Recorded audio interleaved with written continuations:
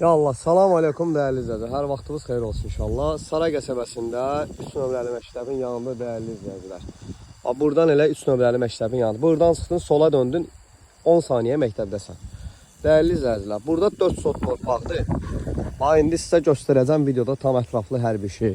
Yəni burada sənədli, sübutlu 4 sot yerindədir dəyərli izləyicilər. 1 sotda artığı var. Sahibi heç onun söhbətini eləmir dəyərli izləyicilər.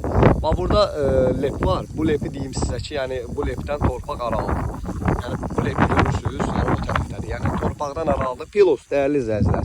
İzah edəcəyim şey budur. Burada 4 sotdur, sənədli, sübutlu qardaş sənətin alıb dəyərli izləyicilər. 20 beləsidir.